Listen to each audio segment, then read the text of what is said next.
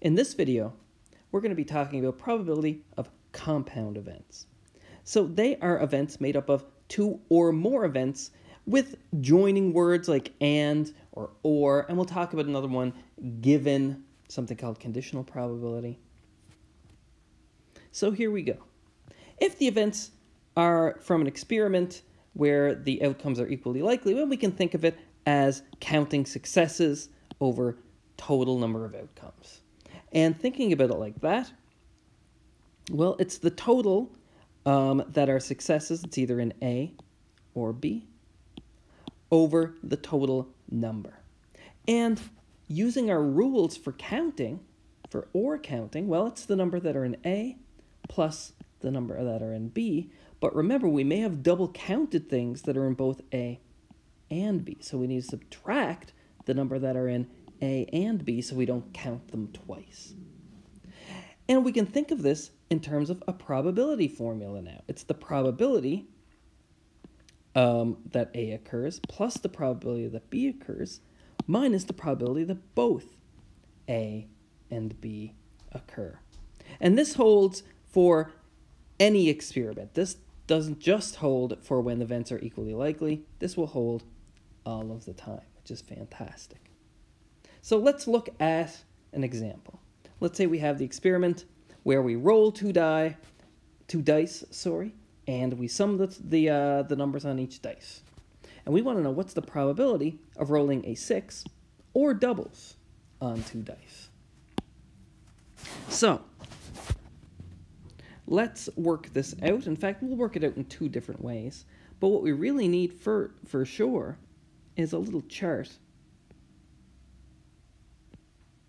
for each die. So the first die can be a 1, 2, 3, 4, 5, or 6. Same with the second die.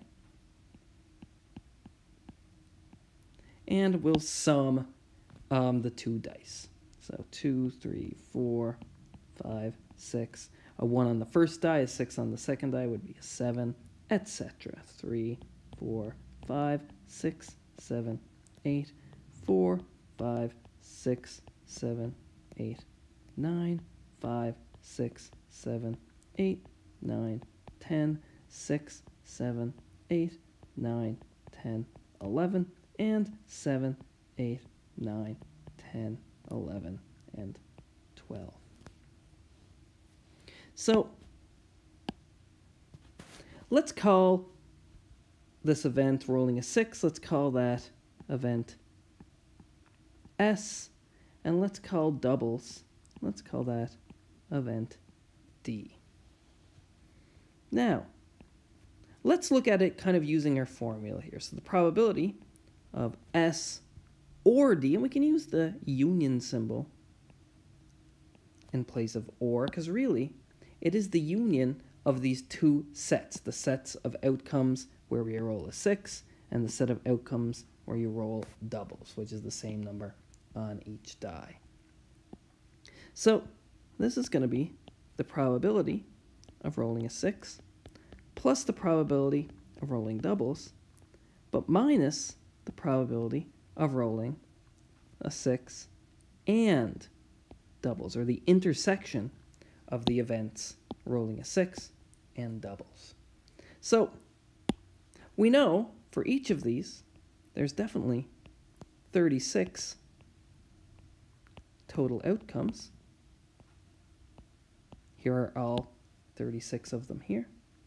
So we just need to count how many satisfy each event, how many successes we are.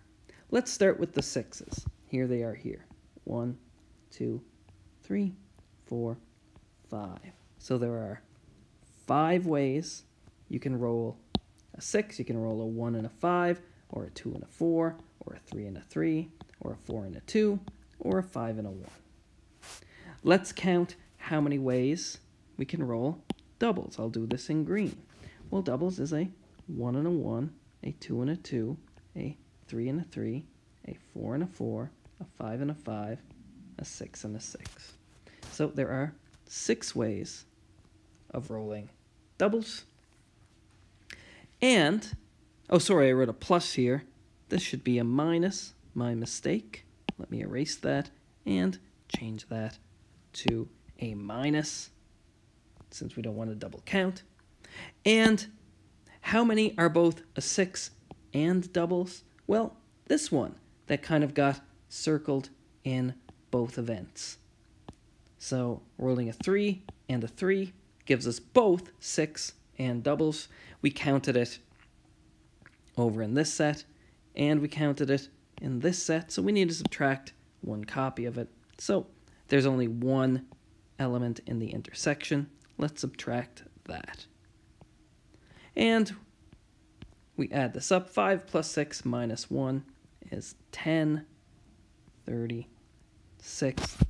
which, if you like, is around 27.8% to the nearest 1/10 of a percent. So that is how to count compound events that have this or in there. I do want to point out one thing. What we could do as well, if you wanted to, we could just kind of count all of the elements here. 1, 2, 3, 4, 5, 6, 7, 8, 9, 10. That's all 10 of these guys. So we could just do it directly rather than using our formula. But in lots of cases, you'll be given some probabilities.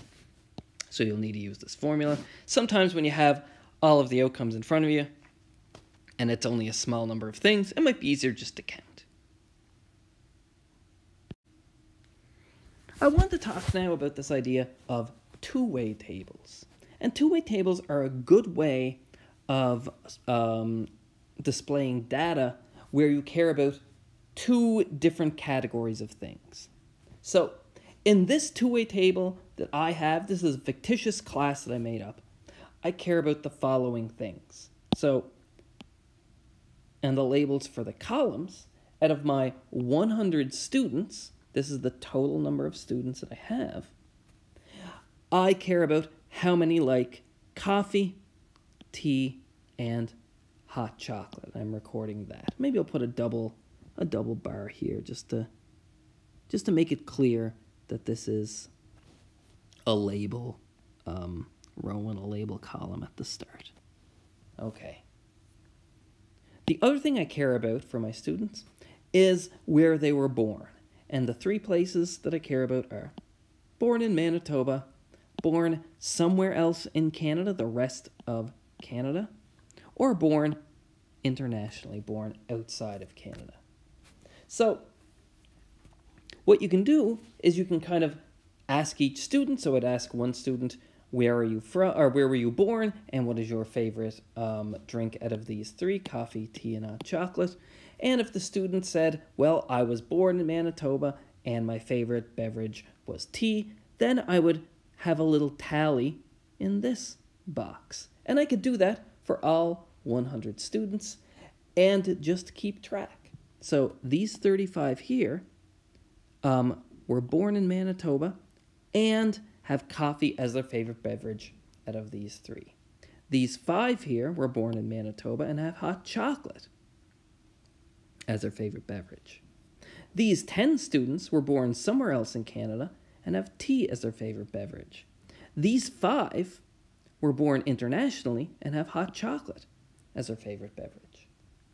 And it's a good idea to have these total columns and total rows to kind of keep track of how many are in each singular category. So this tells me that 50 students are from Manitoba, 30 are from the rest of Canada, and for example, these 25 students have tea as their favorite beverage. These 20 students have hot chocolate as their favorite beverage. So that's how these two-way tables work. Now, as another example, let's look at this here. So we want the probability that a student is from Manitoba or has hot chocolate as their favorite beverage. So we can use the same ideas that we did in the previous slide. So it's the probability that they're from Manitoba plus the probability that they have hot chocolate as their favorite beverage, minus the probability that they have both, because we counted both of those already. And, well, how many students in total do we have? We have 100 students. And how many are from Manitoba? Let's look at our table. Here's our Manitoba row. 50 students are from Manitoba. How many have hot chocolate as their favorite beverage? Well, let's look in the hot chocolate column. Well, there are 20 students. But if you think about it, these 5 students here got counted both in the Manitoba row and the hot chocolate column. So we need to subtract 1 copy of students that were born in Manitoba and have hot chocolate as their favorite beverage. So that is the intersection of students born in Manitoba and students that have hot chocolate as their favorite beverage. And there are 5 of them, so 5 over 100. And if we do our arithmetic here with our fractions, we see that this simplifies to 65 over 100, which is, if you like, you can either simplify that fraction, 13/20, or just write it as a percentage, I guess, 65%, or a decimal. Decimal is fine too, 0.65, whatever. Whatever you like. These are all good answers. And hopefully, what we did here can kind of give you an idea of how to solve problems with and with a two-way table. Well, it's kind of given to you here. So we're just looking for students that are both from Manitoba and have hot chocolate as their favorite beverage. So there's the Manitoba row, the hot chocolate column. These 5 students are in both groups. So that one's easy. 5 out of 100, which is, of course, 5% or 0.05. Or 1/20th, however you want to express it. Let's maybe do one more. What is the probability that they're international and do not have coffee? Maybe I'll write it like this. And do not have coffee as their favorite beverage. Okay. So let's think about this. We want students that satisfy both being international, so this row, we want them in this row, and do not have coffee as their favorite beverage. So these two, tea or hot chocolate. That's the complement of liking coffee, is liking tea or hot chocolate out of these 3 beverages. So the number of students that fit into both are these guys. They're international and do not like coffee as their favorite beverage out of those 3. So there is 5 plus 5, which is 10 students out of the 100 in total. The next idea I want to talk about is this idea of conditional probability. So let me in fact write this down here. I'll put a little heading. This here is conditional probability. And by conditional,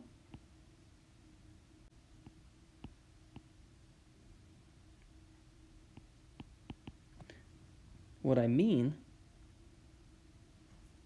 is that you know something has happened already. So one of the events has happened. So let's look at this example. Let's talk about what it means.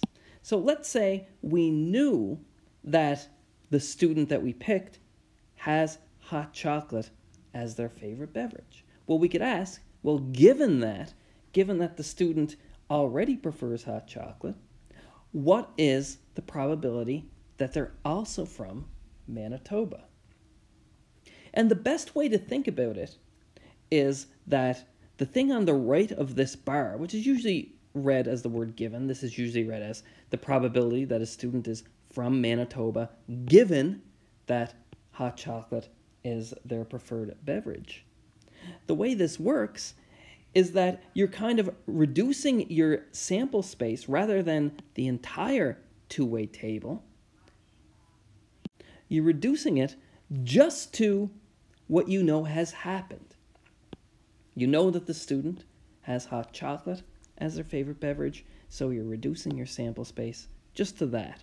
So maybe I'll just kind of highlight that in yellow. So the only bit of the table we're concerned about now is this bit in yellow. So that given H, that means we're only interested in situations where H has happened. So first of all, our denominator changes. There are fewer students for where H has happened who like hot chocolate. So we reduced our sample space just to these 20. So we know our new denominator is 20. There it is here. Maybe I'll circle that in red,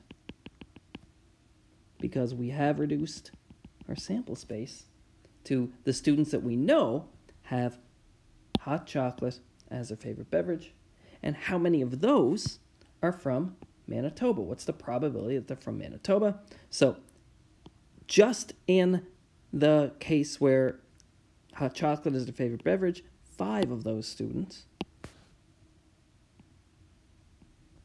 are from Manitoba. So the probability is 5 over 20, or if you like in a percentage, 25%. And that's how conditional probability works. Let's do one more quick example. Maybe I'll do it in a different color. Let's do the probability that a student likes coffee the best, given that they are from the rest of Canada. Okay. So again, let me highlight this. Let's do green this time. So we only care about students that are from the rest of Canada. And where are those students? Those students are these guys. There are 30 of them from the rest of Canada outside of Manitoba. So we reduced our sample space just to those 30. And how many of them like coffee the best? Well, it's those 10 here. So our probability is 10 over 30, which is 1/3, or 33.3%, rounded to the nearest 0.1%. So let's kind of explain this idea of conditional probability a little more using some Venn diagrams. So we'll be able to come up with a formula as well for conditional probability, thinking of it like this. Because maybe we'll just be given some probabilities and we won't be given a two-way table like this where we can just read it off. Well, here's our sample space. Let's say all possible outcomes exist in this sample space. So if we're interested in the probability of the event A happening, given that we know B has happened, what we're doing, well, the event A is this guy here. Here is the event B. Remember, saying that given B has happened, the probability of A given B, means that we're reducing our sample space to just B. So I'm going to highlight this in here. Maybe I'll highlight it in blue. So this B is this bit here, all of B. There it is. So that is our new sample space, just what's in B. And the probability that A happens, well, means that we're in B. The only bit of A that's in B is, of course, this intersection bit in there. And what is that? Well, that's the intersection of A and B. So, the probability of A happening, given that B happens, well, the successes are just in red. That is the probability that A and B happens over, since we reduced our sample space just to B, we need to take that into account by dividing by the probability of B. So here is our conditional probability formula.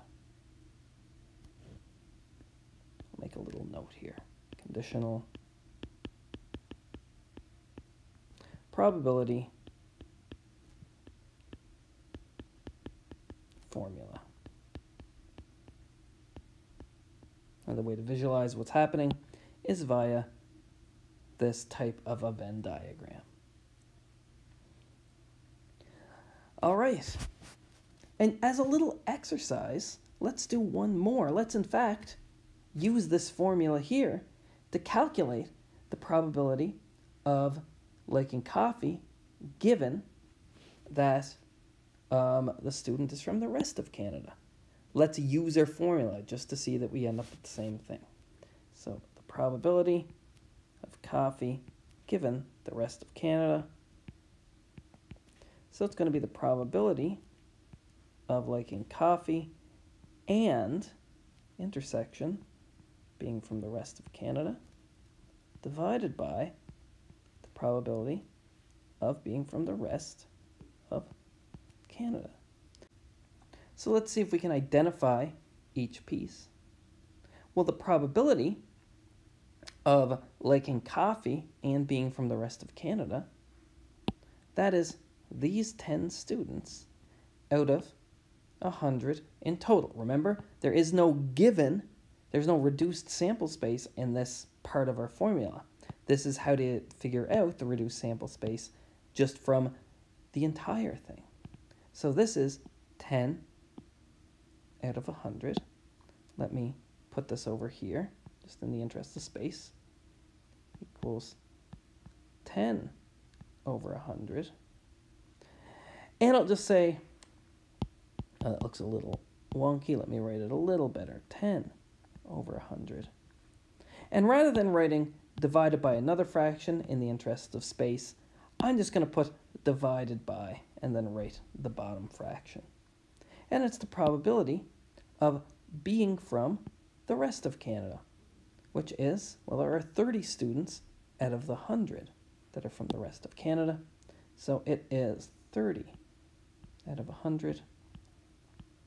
And you can see here, we're dividing two fractions, 10 over 100 and 30 over 100, that have the same denominator.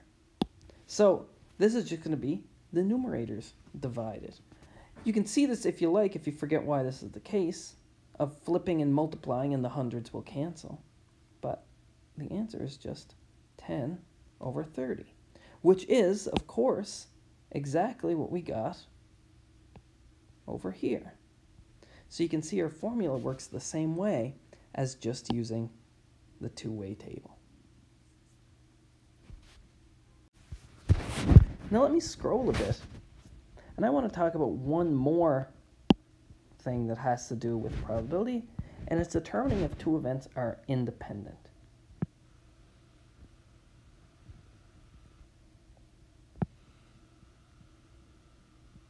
So I have the formula here to tell when two events are independent, but I want to talk about what it means.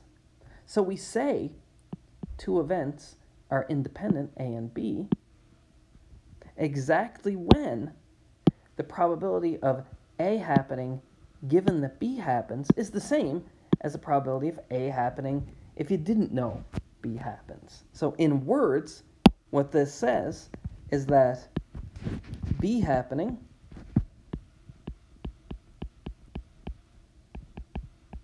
doesn't affect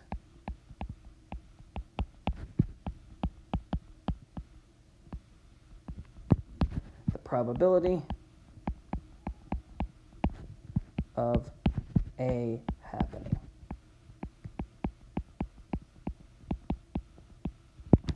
So let me give you an example of two events that are not independent, just so you can get an idea of what's happening. Okay, so I'm going to go down here. Before I talk about the formula, I'm going to do a non-example, because I think this is very instructive to being able to think about how this works. So our non-example is the following. Our experiment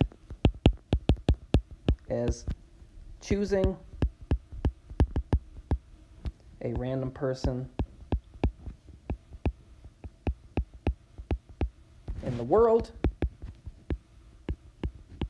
and asking what their favorite sport is.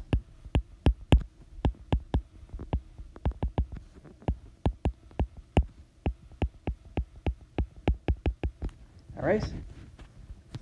And we'll have the event H being everybody who likes hockey the best, ice hockey the best.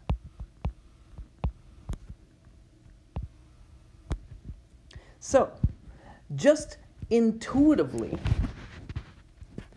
ask yourself if these probabilities would be close. And keep in mind that the most popular sport in the world by far is soccer, is association football.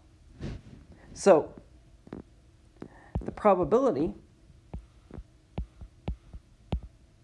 if you just picked a random person in the world and you asked them if they like what their favorite sport is, the probability that they say hockey is going to be pretty low. Who knows what it's going to be, but it's going to be extremely, extremely low. Most people like soccer the best. But what if you're interested in the probability that they like hockey, but you know that the person is from Canada? So given that they're Canadian, well, if you know that we're reducing our sample to just Canadians, the probability that hockey is their favorite sport is a lot higher, for sure. We didn't even have to do any calculations here, but the idea hopefully makes sense to you. So these events here, so H and Canadian, and the event Canadian, maybe it's a bad labeling, but it just means being from Canada, they are not independent.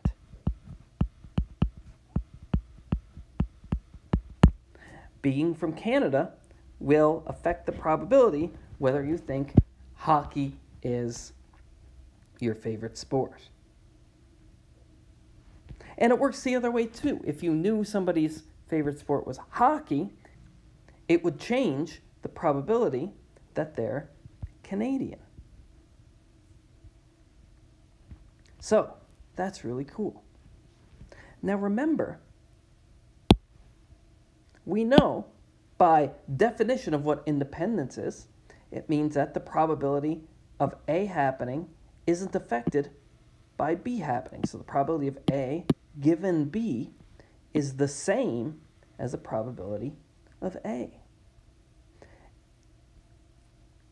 So, let's think about this. We have our conditional formula here. Probability of A given B equals the probability of A and B over the probability of B, just from above.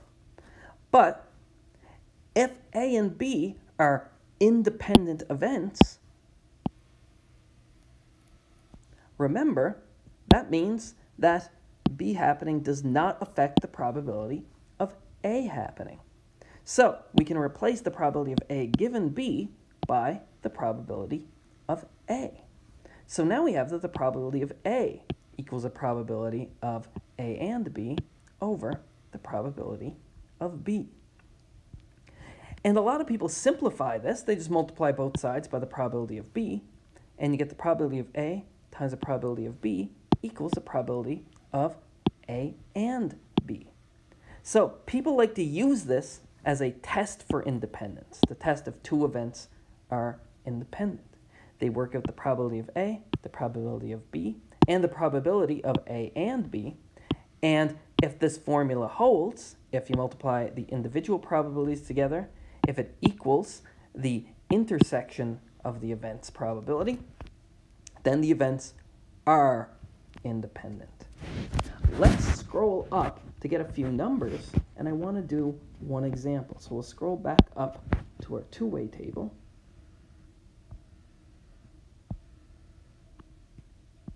And let's say if I'm interested to determine if the probability of liking T is independent to being international. Maybe outside of Canada they like T more, or they like T less. But we can check this, at least with the data that we have, via this test for independence. So let me just verbally say some probabilities here. So the probability of liking T the best is 25 over 100. We'll write this down once I scroll back down. The probability of being born internationally is 20 out of 100. And the probability of liking T and being born internationally is 5 out of 100. So we know those probabilities. Okay, let's go and test whether these events are indeed independent. So our problem was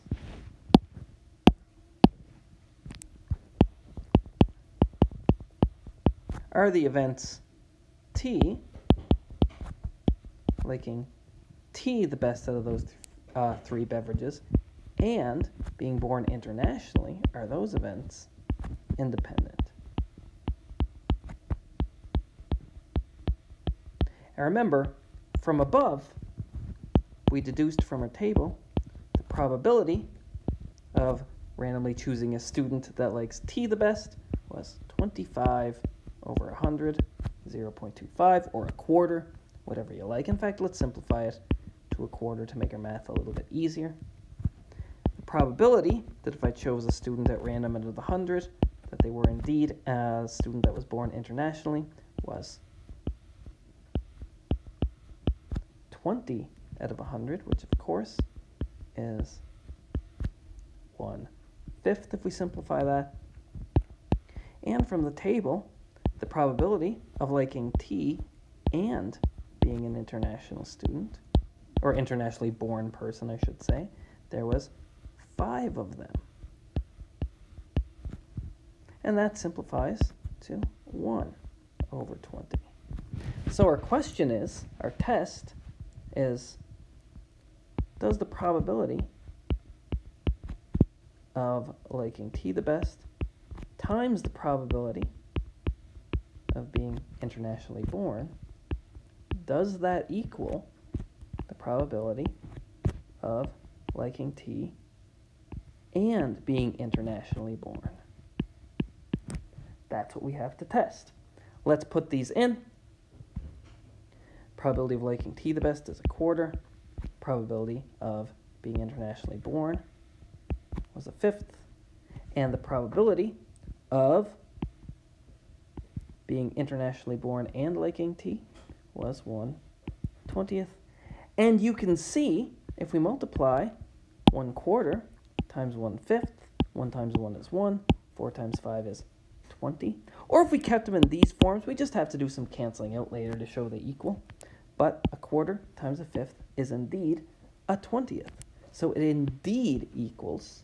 So that means that the events T and int are independent.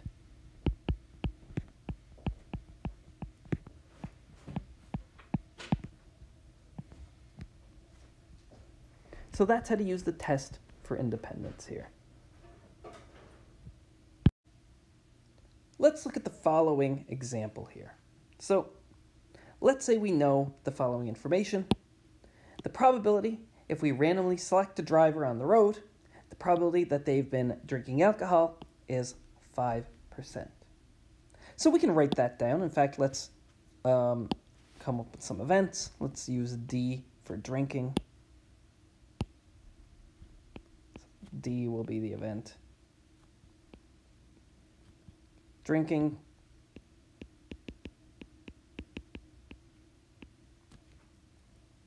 And we know that 20% of drunk drivers are speeding. Now, what does that mean?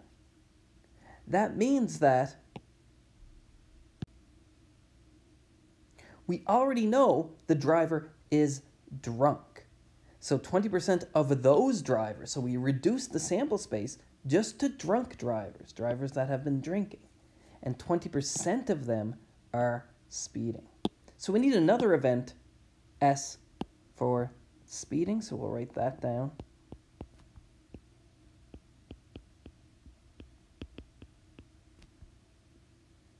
Okay, so let's write down our probabilities that we know. We know if we randomly select a driver, the probability that they've been drinking is 0.05 or 5% or 1/20th, whatever you like.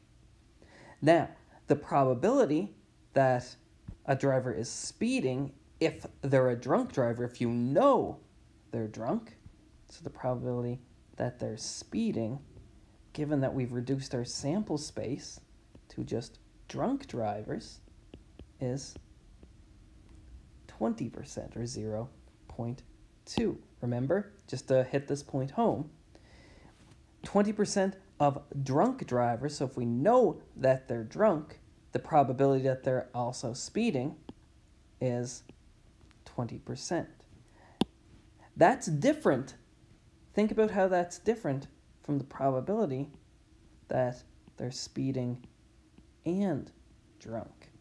Because this means the probability that they're speeding and drunk, if we picked a random driver that we knew nothing about except they were driving a car, what's the probability that they're speeding and drunk? Well, we don't know anything about them, so we'd have to check if they're speeding, we'd have to check if they're drunk.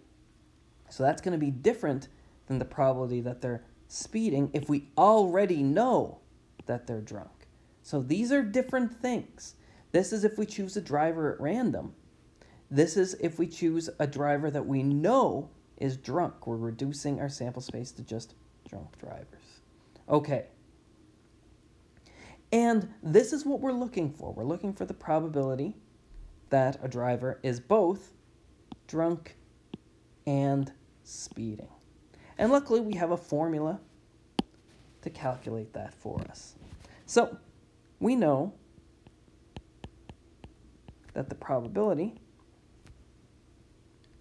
that a driver is speeding, given they're drunk, is the probability that a driver is speeding and drunk over the probability that they're drunk, using our conditional probability formula. And we know these two, we just need to figure out this guy. Okay. Let's go ahead and do it. So,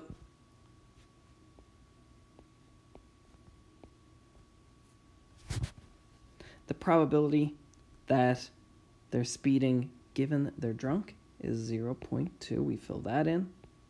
We don't know the probability that if we pick a random driver that they're speeding and drunk, divided by the probability of being a drunk driver, which is 0.05. And if we multiply them together, we multiply both sides by 0.05.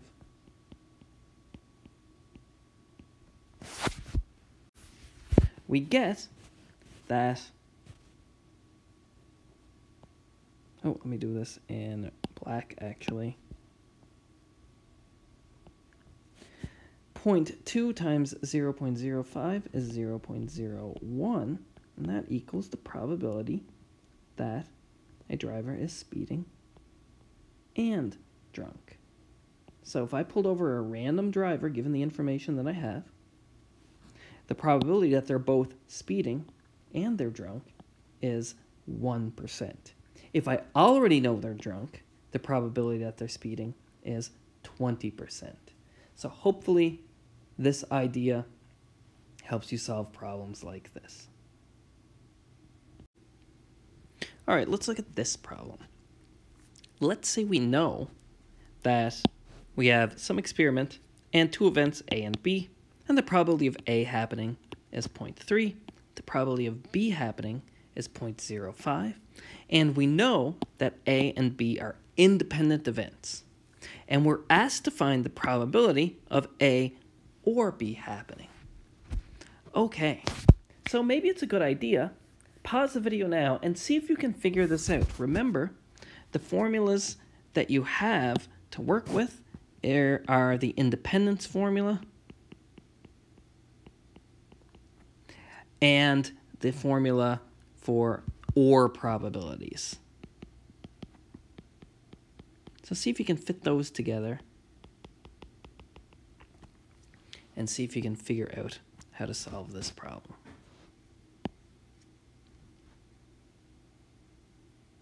Okay, now that we're back, let's write down these formulas. We know our test for independence is that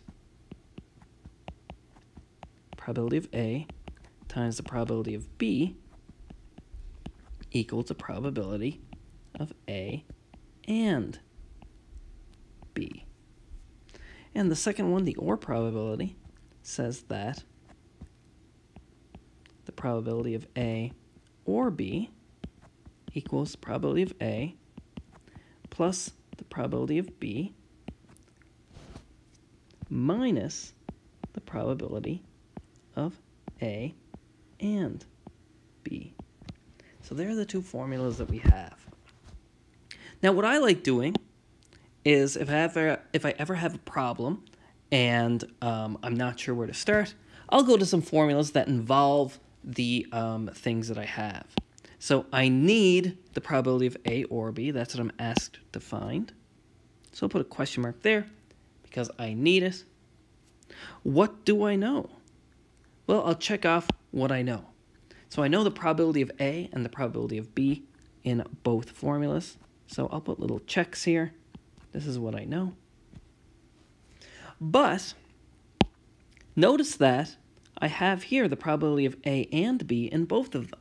And since I know the probability of A times the probability of B, I can calculate, because the events are independent, I can calculate the probability of A and B, which means I do have that as well. So looking at this, Formula 1 allows me to calculate the probability of A and B, and I can use that, substitute that in here, and then I know everything but what I need to solve for in the second formula. So that'll be our plan. Let's go ahead. So from Formula 1, we know that 0.3 times 0.05 equals 0.015. Okay, which is, of course, the probability of both A and B happening. Okay, and substituting that into 2, so subbing into Formula 2 here, our formula for the OR probability, we have that the probability of A union B equals 0.3 plus 0.05 minus 0.015. And if we calculate that, we get 0.335, which is, of course, if you like, 33.3 0.5%. So, a quick note, in other problems, another formula that'll come in handy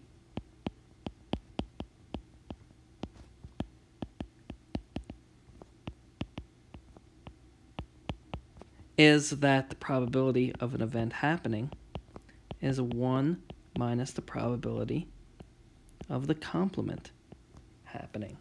So these formulas, all three of them here, 1, 2, and 3 below, are formulas that are going to be really helpful for you for solving probability problems.